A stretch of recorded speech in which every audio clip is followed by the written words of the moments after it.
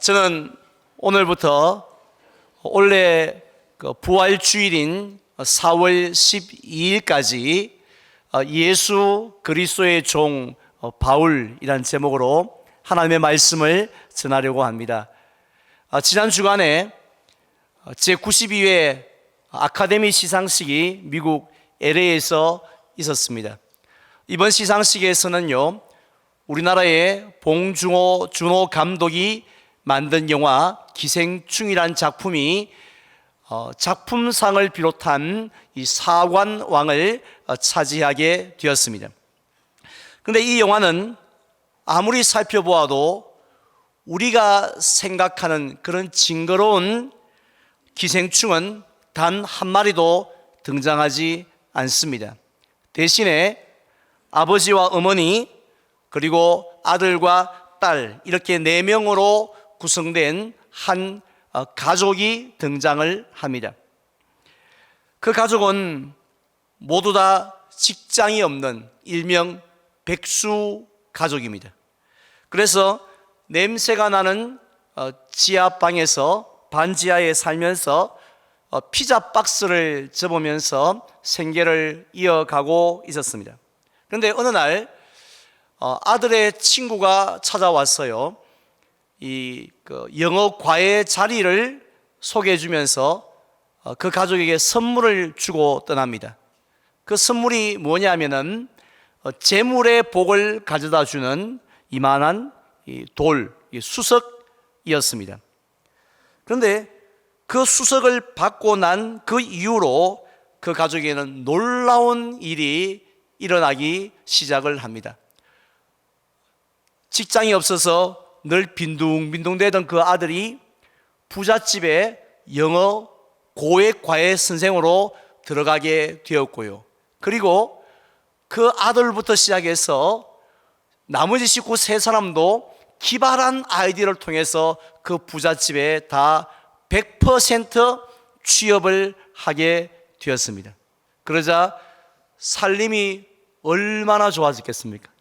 먹고 사는 수준이 예전과는 비교도 할 수 없게 되었습니다. 심지어는 부잣집 주인 가족이 멀리 여행을 떠났을 때는요, 마치 그 집이 제 집인 양 그 4명의 식구들은 그곳에서 먹고 마시며 파티를 즐기기도 하였습니다. 결국 그 아들의 친구가 가져다 준 그 돌이 그 가난했던 가족에게 있어서는 인생의 터닝 포인트와 같았습니다. 인생의 전환점과 같았습니다. 지긋지긋했던 고생이 이제 곧 끝이 나고 이제는 앞으로는 행복만이 펼쳐질 것 같았고, 그 지긋지긋했던 반지하에서 드디어 빠이빠이하고 탈출하는 날이 눈앞에 온 것만 같았습니다. 그런데 영화 결론에 가보면 그 가족이 다시 그토록 지긋지긋하게 생각했던 반지하로 내려가는 모습을 볼 수가 있습니다. 그래서 그들은 또다시 인생 역전을 꿈꾸는 모습으로 영화가 끝이 납니다. 이처럼 사람들은 누구나 꿈을 꿉니다. 어떤 꿈인가요? 내 인생의 터닝 포인트가 찾아왔으면 좋겠다 하는 그 꿈을 꿉니다. 왜냐하면 이 땅에 사는 사람들 중에 자신의 현재 삶에 만족하는 사람은 아무도 없기 때문입니다. 마치 변화산에서 베드로가 고백했던 것처럼 여기가 좋습니다. 내가 사는 삶이 이만하면 됐죠. 더도 바랄 것 없습니다. 이런 마음으로 살아가고 있는 사람을 보셨습니까?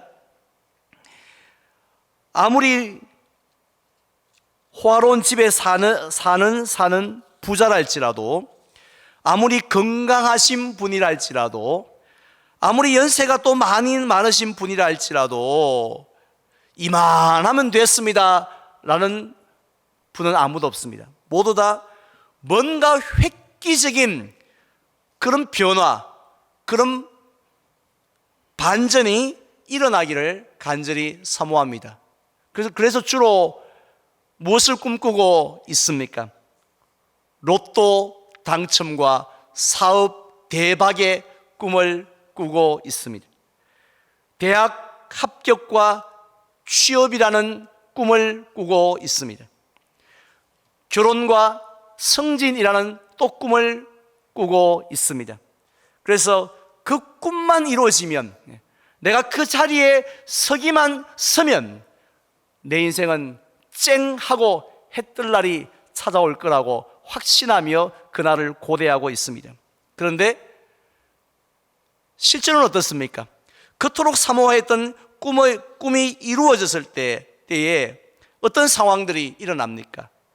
기생충 영화에 나오는 그 백수 가족처럼 열심히 올라갔다고 생각했고 이제는 탈출했다고 생각을 했습니다마는 알고 보니 여전히 그 자리에서 맴돌고 있는, 아니 지금보다 오히려 더 이전보다 내려가 있는 그 모습을 발견할 때가 얼마나 많이 있습니까?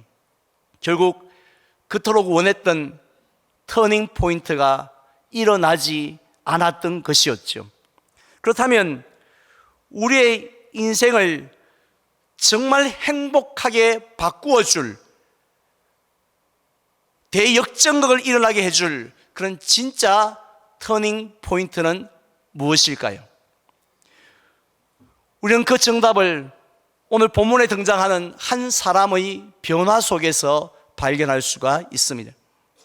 먼저 1절에 보면 사울이라는 사람이 주의 제자들에 대하여 여전히 위협과 살기가 등등하여 대제사장을 찾아갔다고 했습니다. 성경에 사울이라는 이름이 처음 나온 것은 신약 성경에서 사도행전 7장 56절입니다. 성 밖으로 내치고 돌로 칠세 정인들이 옷을 벗어 사울이라는 청년의 발 앞에 두었다고 했습니다. 이어서 8장 1절에도 보면 사울은 그가 죽임당함을 마땅히 여겼더라고 했습니다. 여기서 죽임당한 그는 누구인지 아시겠죠? 바로 예루살렘 초대교회의 7 집사 중에 한 명이었던 스데반 집사였습니다.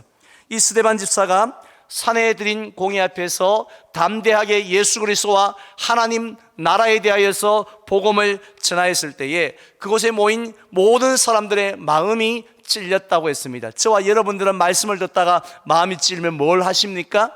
회개하죠. 그런데 그 공회에 모인 사람들의 마음은 얼마나 강팍했던지 마음이 찔리니까 이를 갈기 시작을 합니다. 저놈을 죽여버리겠다 하는 생각을 하고는 이 스데반을 성 밖으로 끌고 나가서 실제로 돌로 쳐 죽였습니다. 자, 그때에 이 사울도 그 일을 그냥 지켜만 보고 구경만 했던 것이 아니라 적극적으로 동조하고 찬성하고 지지하였다는 것입니다. 그런데요, 사울은 여전히 still hungry였습니다. 여전히 배가 고팠습니다. 스데반이 피를 철철 흘리며 죽는 그 모습을 보면서도 이 양이 차지를 않는 것입니다.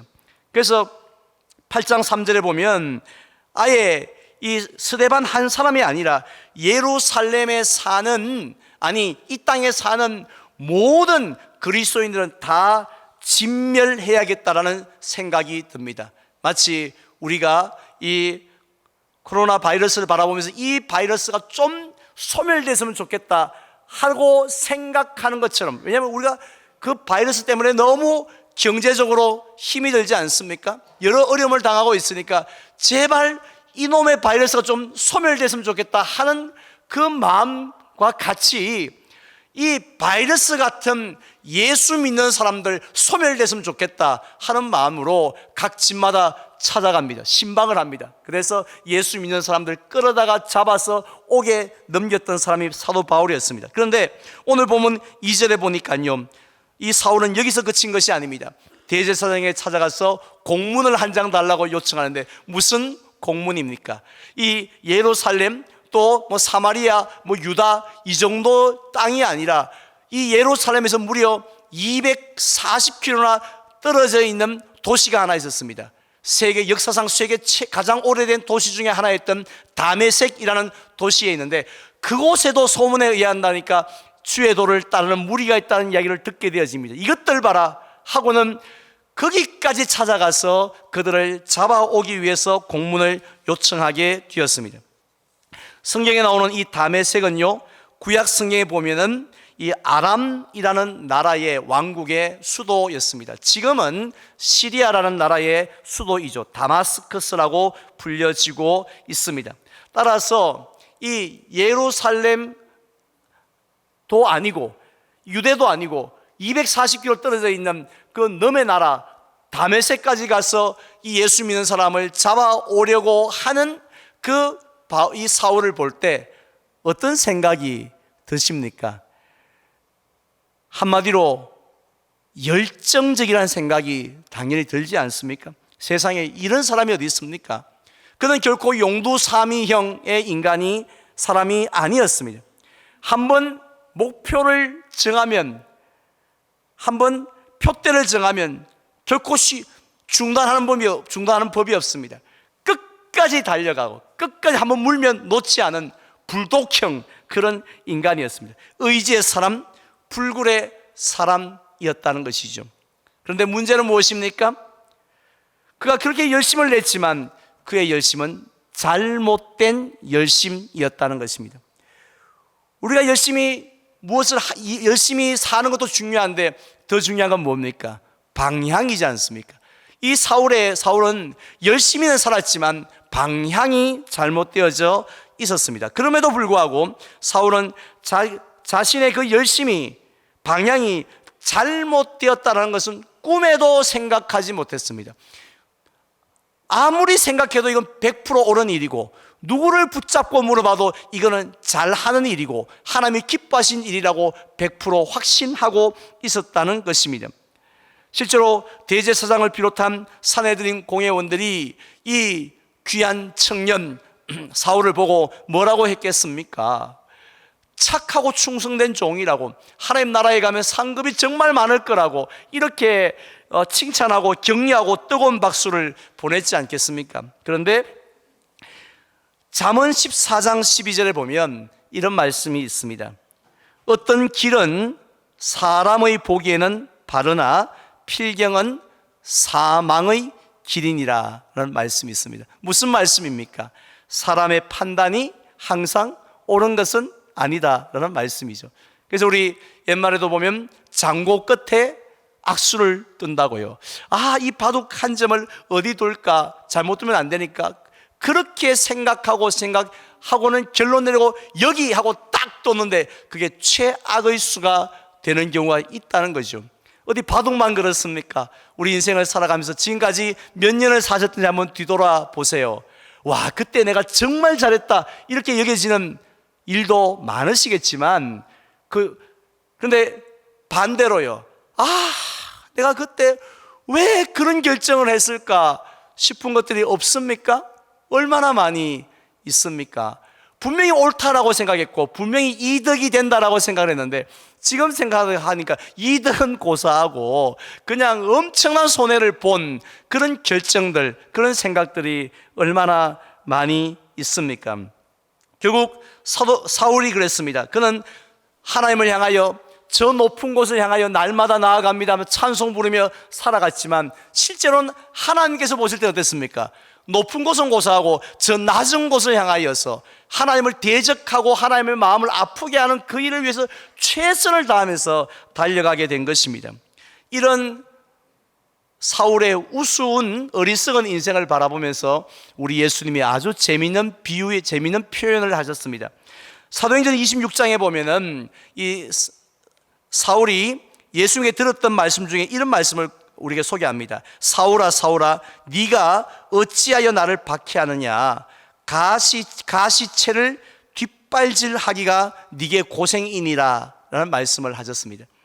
이 날카로운 가시가 달린 막대기가 있는데요, 그 막대기를 막대기 지금 보기 싫어, 저놈 보기 싫다, 왜 저렇게 생겼지? 왜 저렇게 혐오스럽게 생겼지? 내가 저놈 괴롭혀야지 하고 맨발로 그 가시가 달린 막대기를 발로 뻥뻥뻥 찬다고 생각해 보십시오. 차면 찰수록 누가 손해입니까? 차면 찰수록 살이 찢어집니다. 피가 철철 납니다. 고통이 심해집니다. 그럼에도 불구하고 내가 저 미운 막대기 없애버려야지 하고 찬다라면 얼마나 어리석은 모습입니까? 마치 예수님께서 보실 때 그 사울의 인생을 살아가는 모습이 지는 똑똑하고 지는 잘났고 옳다고 생각하지만 하나님께서 보실 때는 바로 가시채를 이 뒷발질하는 것과 같았다라는 것입니다. 그런데 오늘 본문 3절에 보면요, 그렇게 어리석고 비참한 인생을 살았던 사울 앞에 놀라운 터닝 포인트가 기다리고 있었습니다. 힌트를 드린다면 누구와의 만남이 기다리고 있었습니까? 바로 예수님과의 만남이 기다리고 있었습니다. 마치 바이러스처럼 생각했습니다. 우리 민족에, 아니 하나님 나라에 백해무익한 그런 죄인이라 생각했습니다. 신성모독자라고 생각했습니다. 그래서 미워하고 박해했던 그 예수님과의 만남이 터닝 포인트로 그를 기다리고 있었습니다. 5절에 보면 주여 누구시니까? 라고 물었을 때 나는 네가 박해하는 예수다라고 하시면서 그를 만나 주셨습니다. 사람들은요, 좀 유명한 사람을 만나면 얼마나 그걸 대단하게 생각하는지 모릅니다. 만약에 영화 기생충에 나오는 송강호 씨가 오늘 오후 12시 30분부터 45분까지 딱 15분 동안만 동산교회 방문해서 사인회를 한다면 어떻게 되겠습니까? 우리 1층 물된 동산은 인산인해를 이룰 것입니다. 모두 다 사인을 받겠다고, 사진 한 장 찍겠다고 난리가 나지 않겠습니까? 그런데요, 아무리 유명한 배우를 수백 번 만난다 할지라도 저와 여러분의 인생이 달라집니까?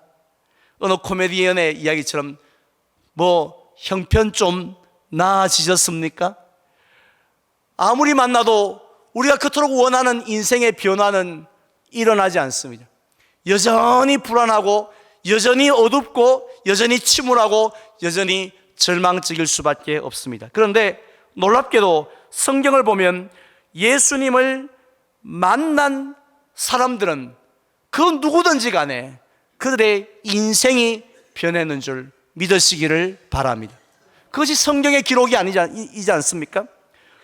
물고기를 잡아 팔던 베드로의 인생이 조금 20% 달라진 게 아니라, 신수가 조금 나아진 게 아니라 100% 완전히 달라졌지 않습니까? 손가락질 받던 세리장 삭개오의 인생이 예수님을 만나고 난 이후로 얼마나 많이 변했습니까? 오늘 본문에 나오는 사울의 인생도 예외가 아닙니다. 도대체 무엇 때문에 예수님을 만난 사람들마다 다 그렇게 뒤집어질까요? 새로운 피조물로의 인생을 살게 되었을까요? 그 이유는 한 가지입니다. 한번 따라하겠습니다. 자신의 진짜 모습을 발견하였기 때문이다. 네, 예수님을 만나면요, 첫 번째 나타나는 현상이 뭐냐면 자신의 진짜 나를 발견하게 되어집니다. 여러분, 거울에 보이는 모습이 보이는 여러분의 모습이 진짜 여러분의 모습이 아닌 것 아시죠? 명함에 적힌 내용이 여러분의 모습이 아닙니다. 다른 사람과 비교를 통해서 확인하는 자신의 모습이 진짜 모습도 아닙니다. 저와 여러분들의 진짜 모습은 하나님 앞에 서게 될 때만이 비로소 발견하게 되는 줄 믿습니다. 아, 내가 이런 사람이구나 하는 것을 발견한다는 거죠. 이사야 6장에 보면요, 이사야 선지자는 높고 높은 보좌 위에 앉으신 하나님을 바라봅니다. 그리고 그 하나님을 향하여 거룩하다 거룩하다 거룩하다 찬송하는 천군 천사들의 찬양 소리를 듣습니다. 그런데 그런 광경, 그런 소리를 들었다면 우리가 상식적으로 생각할 때는 와, 사진 빨리 한 판 찍어야겠다, 와, 왜 저게 가능한고, 이렇게 하면서 그냥 눈이 휘둥그레져서 그냥 살피느라 정신이 없을 텐데, 실제로 이사야는 어떻게 했습니까? 어떻게 반응했나요? 화로다 나여 망하게 되었도다 라고 하면서 탄식합니다. 이유가 뭔가요? 나는 입술이 부정한 자라 하면서 자신의 더러운 죄를 발견하였기 때문입니다. 지금까지는 이 타락한 이스라엘 백성들을 바라보면서 나는 저것들보다는 훨씬 더 내가 거룩하게 살고 하나님을 기쁘시게 한다고 생각했는데, 그게 자신의 진짜 모습인 줄 알았는데 하나님 앞에 서서 자신의 모습을 발견해 보니 자신은 그 제일 깨끗하다고 생각하는 선지자의 입술마저도 부정한 그런 존재라는 것 깨닫게 되어졌습니다. 이렇게 자신의 모습을 발견하였기 때문에 그는 마침내 내가 여기 있나이다 나를 보내소서라고 하면서 헌신자의 삶을 살게 되었습니다. 베드로도 마찬가지였습니다. 누가복음 5장에 보면 예수님께서 갈릴리 호수에 찾아오셨을 때 베드로가 뭘 하고 있었습니까? 밤새도록 고기를 잡았는데 한 마리도 못 잡으니까 얼마나 화가 나겠어요. 얼마나 피곤하겠습니까? 그래서 그냥 한숨 푹푹 쉬면서 이 그물을 씻고 있었는데 예수님이 어디다가 그물을 내리라고요? 깊은 데 가서 그물을 내리라고 합니다. 고기가 전혀 없을 것 같은 곳에 가서 내리라고 해서 내렸을 때에 그물이 찢어질 정도로 많은 고기를 잡게 되었습니다. 그때에 보통 사람들, 우리가 상식적으로 생각할 때는 예수님에게 나아가서 예수님 다음엔 어디 던질까요? 다음에도 여기 던지면 나올까요? 앞으로 동업합시다. 2대8, 3대7 뭐 이렇게 딜을 할 것 같은데 그렇게 될 수가 없습니다. 베드로 보십시오. 어떻게 합니까? 예수의 무릎 앞에 엎드려서 꿇고는 이렇게 말합니다. 주여 나를 떠나소서 나는 죄인이로소이다 라고 고백하게 되어집니다. 이렇게 자신의 모습을 발견하였던 베드로는 마침내 모든 것을 다 버려두거든요. 이것이 밤새도록 고기 잡는 일도 가치가 있는 일이지만 사람을 낚는 일이 더 가치가 있다는 것을 깨닫고 새로운 인생을 살게 된 예수님의 제자의 길을 걷지 않습니까? 오늘 본문에 등장하는 사울도 예외가 아닙니다. 5절에 보면요, 사울은 예수님을 만나자마자 뭐라고 부릅니까? 예수님 보자마자 이 왼수 바이러스 덩어리 이렇게 부른 것이 아니라 주여라고 부릅니다. 그리고는 예수 믿는 사람을 박해하기 위해서, 박멸하기 위해서 다메섹으로 갔던 그가 실제로 다메섹에 들어가자마자 했던 일이 무엇입니까? 예수 믿으세요. 예수 믿으세요. 수고하고 무거운 짐진 자들은 다 예수님 믿으십시오. 이렇게 예수님을 전하는 사람으로 바뀌어진 겁니다. 실제로 9장 20절에 보면 즉시로 각 회당에서 예수가 하나님의 아들이심을 전파하니 듣는 사람이 다 놀랐다라고 했습니다. 당연하지 않습니까? 저 사람이 돌았나? 분명히 예수 믿는 사람 잡으려고 왔던 사람인데 예수를 전하고 앉았으니까 저 사람이 제정신인가? 다 놀랐지 않았겠습니까? 이렇게 사울이 변화되어진 이유가 무엇입니까? 한 가지뿐이죠. 한 가지. 누구를 만났기 때문입니까? 예수님을 만났기 때문입니다. 정확하게 표현한다면 예수님께서 만나 주셨기 때문입니다. 그래서 만나는 순간 내가 죄인입니다 하는 것을 깨달았게 된 것이죠. 원래 사울은요, 인간적으로 자랑할 것이 참 많았던 사람입니다. 평소에 자기가 죄인이라고 생각할 수 없었던 사람입니다. 빌립보서 3장에 보면요, 나는 8일 만에 할례를 받고 이스라엘의 족속이요 베냐민 지파요 히브리인 중에 히브리인이요 율법으로는 바리새인이요 열심으로는 교회를 박해하고 율법의 의로는 흠이 없는 자라고 늘 큰 소리 뻥뻥 치며 살았던 것이 사울이었습니다. 그런데 이렇게 자랑했던 그의 자랑이 예수님을 만나고 난 이후에 어떻게 바뀌어집니까? 디모데전서 1장에 보니까 내가 전에는 의인이 아니고 비방자요 박해자요 폭행자였도다 하면서, 그리고 마지막으로 어떻게 고백하느냐 하면 내가 죄인 중에 괴순이라 이렇게 고백을 합니다. 잠시 후에 부를 우리 찬송에도 보면 벌레만도 못한 내가 용서받을 수 있나요 했는데, 아마 우리 성도님들 중에 신앙생활을 하지 얼마 되지 않은 분들은 심한 거 아이가? 우리를 벌레라니, 기분 나쁘네. 내가 내가 그래도 고졸인데 기분 나쁘네. 기생충이란 말이야. 그러면 우리가 막 이렇게 정말 기분 나쁘게 생각하지 않겠습니까? 그런데 사도 바울은 스스로 나는 죄인 중에 내가 괴수라고, 나보다 더 나쁜 인간은 없다, 나보다 더 더러운 인간은 없다, 나보다 더 냄새나는 인간은 없다, 그런 말 아니겠습니까? 이렇게 사도 바울이 자신의 모습을 발견하게 되었는데, 그러자 어떤 일이 일어납니까? 하나님의 은혜가 임하기 시작했는 줄 믿으시기를 바랍니다. 오늘 새벽에 대구에 비가 다 내렸죠. 신천동에도 내렸고요, 신암동에도 내렸고, 대연동에도 내렸을 것입니다. 그런데 하나님의 은혜의 비는 그렇지 않습니다. 성경을 보십시오. 하나님의 은혜의 비는 어디에 임하나요? 내가 죄인입니다 하며 자신의 모습을 깨닫고 하나님 앞에 가난한 심령으로 엎드리는 자에게 임하는 줄로 믿으시기를 바랍니다. 엎드렸을 때 어떻게 합니까? 하나님 먼저 그의 모든 죄를 사하여 주십니다. 무엇으로요? 예수 그리스도의 십자가의 보혈로 사하신 줄 믿습니다. 사도 바울이 헌금했는 걸로, 착한 일을 했던 것으로, 율법 지켰던 것으로 죄를 사해 준 것이 아니라 예수 그리스도의 보혈의 피로 사도 바울의 모든 죄를 사하여 주시고요, 그리고는 이 사도 바울을 하나님의 자녀 삼아 주셨는 줄 믿습니다. 그리고 또한 이 사도 바울과 늘 함께 하시고, 사도 바울의 기도를 들어주시고, 사도 바울에게 때를 따라 돕는 은혜를 주심으로, 그래서 사도 바울의 인생이 달라진 겁니다. 직업이 달라지는 정도가 아니라 인생이 달라집니다. 많은 고난 가운데서도 기뻐할 수 있습니다. 순교의 자리 앞에서도 감사할 수 있는 사람으로 바뀌어집니다. 그동안 채워도 채울 수 없었던 자신의 그 모든 이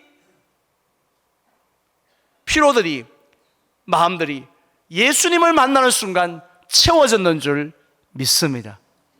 그에게 그토록 소망했던 참된 행복, 참된 평안이 예수님을 만나는 순간 그에게 임했다라는 것입니다. 이런 변화가 누구를요? 예수님을 만남으로 나타납니다. 지난 주간에 수요일 비가 왔습니다. 봄비가 꽤 내렸는데 분위기가 좋았어요. 우리 교회 연세 많으신 남자 성도님이 저와 우리 또 교육자들하고 해서 식사를 청하셨습니다. 식사 자리에서 이런 말씀을 하셨습니다. 참 잘 안 변한다고, 본인이.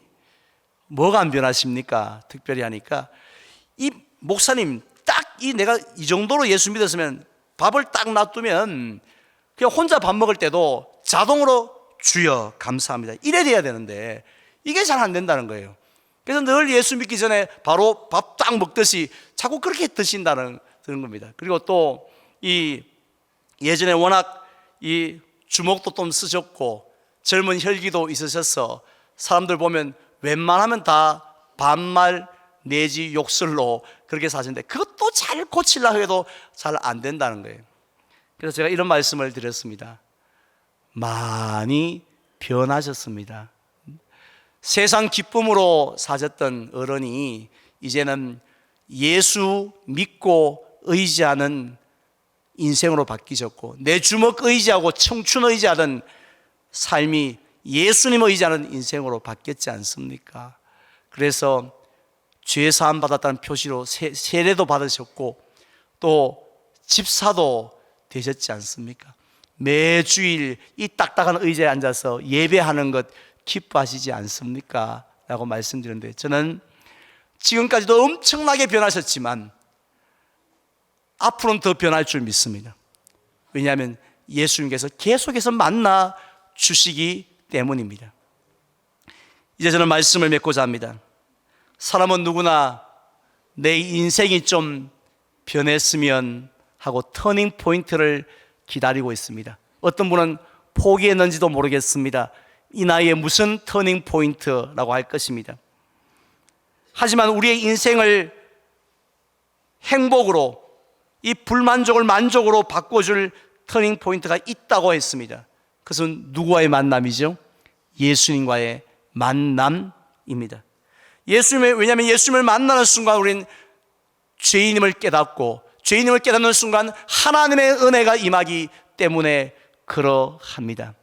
따라서 우리 성도님들, 예수님이 저와 여러분들 이미 만나주셨지 않습니까? 그 예수님이 은퇴하신 게 아니에요. 지금도 살아계셔서 우리를 만나기를 원하시는 줄 믿으시기를 바랍니다. 그래서 예수님 앞에 더 나아가십시오. 더 깊은 만남을 가지십시오. 더 깊은 은혜와 더 깊은 축복이 있을 줄로 믿습니다. 아직도 예수님을 만나지 못한 분 계십니까? 그렇다면 이 사울 같은 인간도 주님이 만나셨지 않습니까? 그런 사람도 주님이 박해자도 만나주는데 우리가 주님 만나기를 원합니다. 마음만 먹어도 예수님이 사울을 만나주셨듯이 우리를 만나주실 줄 믿습니다. 그래서 우리의 모든 것이 다 변하는, 내가 예수 믿고 모든 것 다 변했네 고백할 수 있는 우리가 될 줄 믿습니다. 이런 변화가 우리 부활절까지 또 앞으로도 계속해서 이어지시기를 주님의 이름으로 축원을 드립니다.